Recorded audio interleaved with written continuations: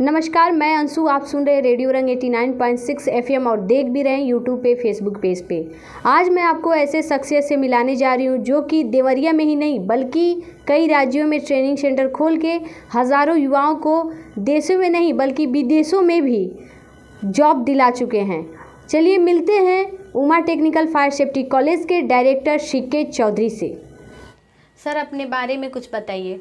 जी ma'am, सबसे पहले तो हमारे तरफ से रेडियो रंग के सभी सदस्यगण को दिल से धन्यवाद और सभी श्रोतागण और दर्शकगण को आदर आदाब अभिनंदन आभार करता हूं। और मैं CK Chaudhary MD Uma technical fire safety college का जो विगत 15 साल से देवरिया में कार्यरत हूँ। अच्छा सर, ये बताइए, जो उमा सेफ्टी कॉलेज आपने खोला है, लोगों को शिक्षित कर रहे हैं, तो क्या आप यही सोच के क्यों बिजनेस स्टार्ट किया? और सारा भी तो था ऑप्शन। जी अंशु मैम, बहुत बढ़िया आपने सवाल किया। बहुत सारे बिजनेस हैं, लेकिन हमारे हिसाब से किसी को एक रोटी दे देना और किसी को रोटी कमाने का हुनर सिखा देना में बहुत फ़र्क होता है। किसी को एक रोटी देंगे तो महज एक दिन के लिए पेट भरेगा, लेकिन अगर हम उसको रोटी कमाने का हुनर सिखाते हैं तो आजीवन अपना और अपने पूरे परिवार का पेट भर सकता है। इसलिए हम टेक्निकल कोर्सेज चलाते हैं और देवरिया में चलाते हैं ताकि हमारे इर्द गिर्द के सभी लोगों को इसका लाभ मिल सके। अच्छा सर, ये बताइए, अभी फ़िलहाल में कौन सा ऐसा कोर्स है जो लोगों को मतलब कम समय में और बहुत ही कम टाइम में मतलब जॉब दे सकता है? ऐसा कोई कोर्स है आपके यहाँ? जी, हमारे यहाँ बहुत सारे तो ऐसे कोर्सेज चलते हैं, लेकिन फ़िलहाल में एयर कंडीशनर इलेक्ट्रिकल के साथ साथ एक सबसे बढ़िया महत्वपूर्ण कोर्स आया है जिसका नाम है सेफ्टी ऑफिसर का कोर्स।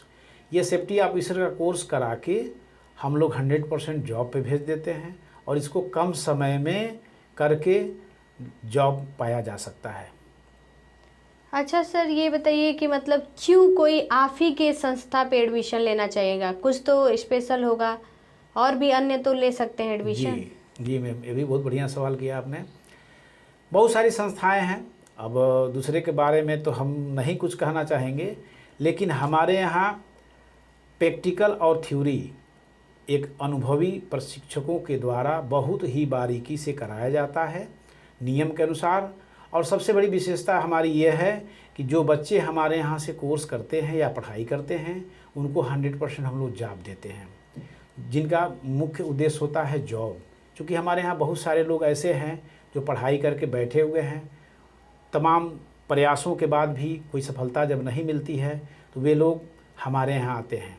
तो हम लोग यही चाहते हैं कि हमारे यहाँ से कोर्स करने के बाद वो घर ना बैठें और वो जॉब करें, और इसी प्रयास में हम लोग आगे हैं और आगे रहेंगे, यही मेरा प्रयास है। अच्छा सर, ये बताइए कि जो लड़के और लड़कियां अगर आपके यहाँ आ रहे हैं कहीं दूर से, तो वो कैसे आएंगे और क्या उन लोगों के रहने का व्यवस्था है? और जो लड़की आएंगी उन लोगों के लिए क्या स्पेशल कुछ व्यवस्था है सेफ्टी के तौर पे? जी मैम, आम तौर पर तो लड़कियां ज़्यादातर कंप्यूटर कोर्स ही करते हैं, जो ज़्यादातर लोकल के ही होते हैं। क्योंकि हर शहर में, हर कस्बे में कंप्यूटर इंस्टीट्यूट हैं।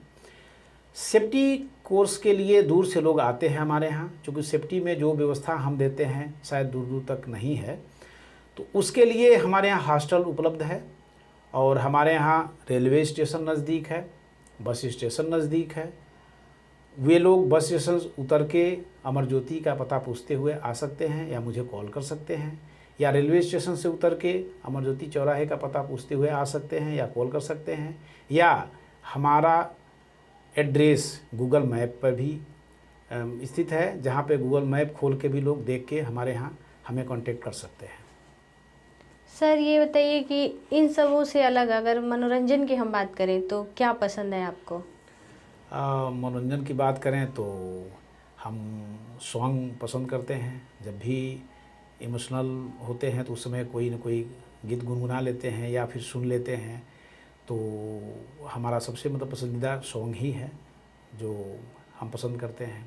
कौन सा सर सॉन्ग है? थोड़ा गुनगुना सकते हैं, बता सकते हैं आप?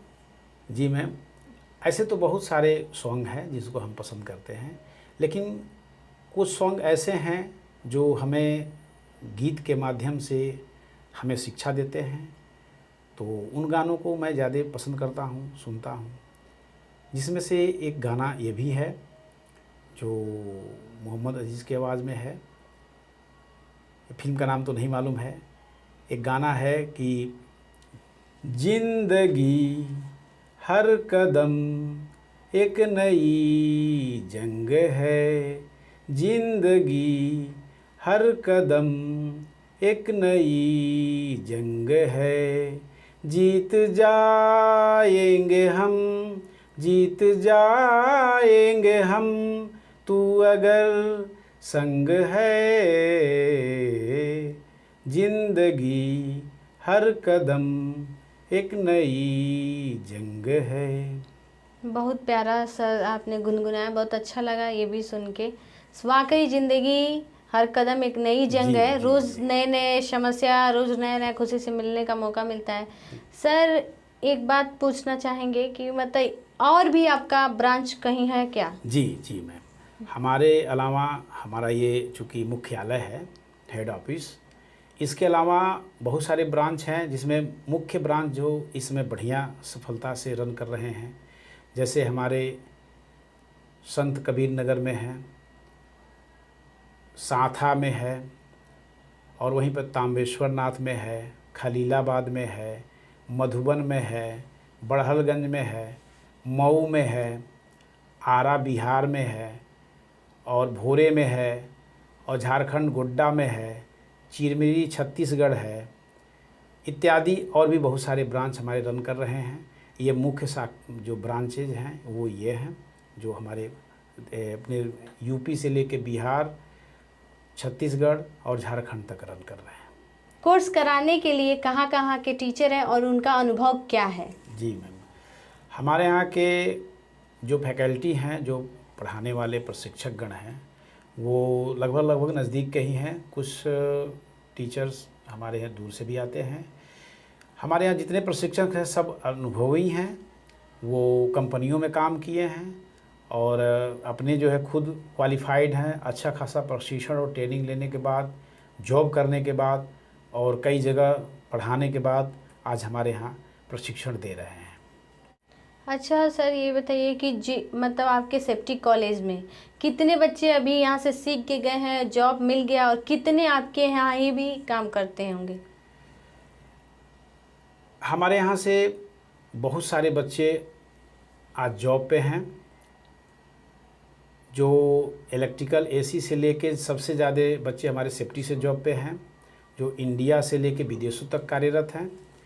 वैसे इंडिया में हमारे यहाँ से बच्चे गुजरात, राजस्थान, मध्य प्रदेश, पूना, दिल्ली, हरियाणा, हैदराबाद, कर्नाटका, चेन्नई, गोवा, मुंबई, वेस्ट बंगाल तथा अपने यूपी में भी अभी काम कर रहे हैं।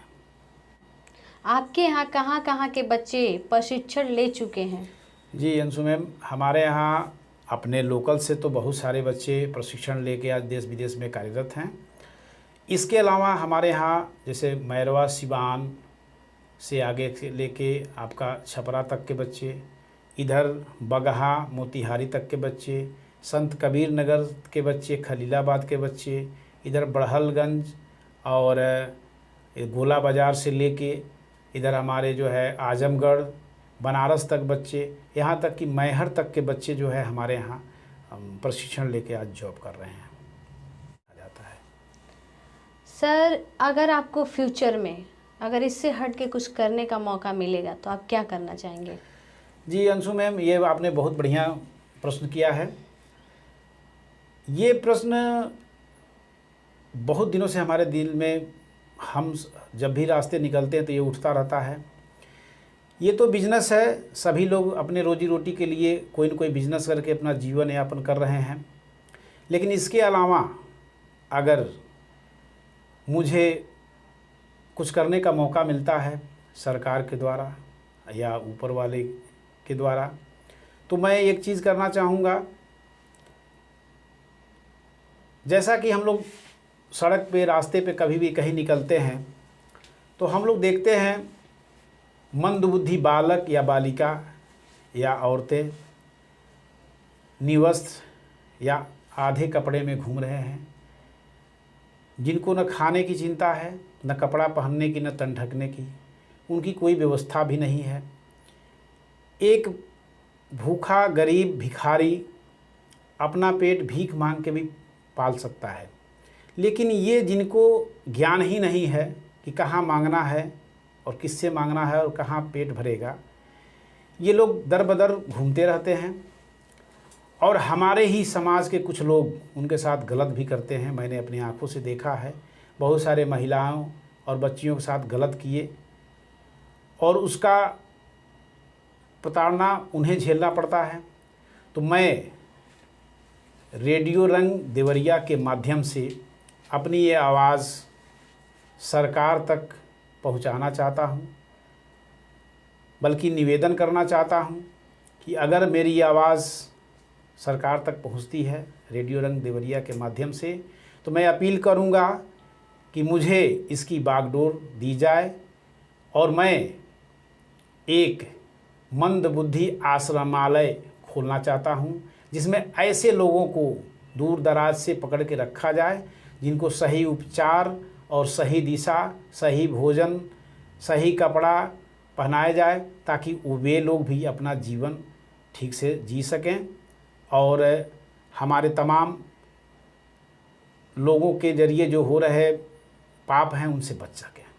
मेरी यही इच्छा है कि गवर्नमेंट इसमें हमारी मदद करे ताकि मैं इस मिशन को कामयाब बना सकूं।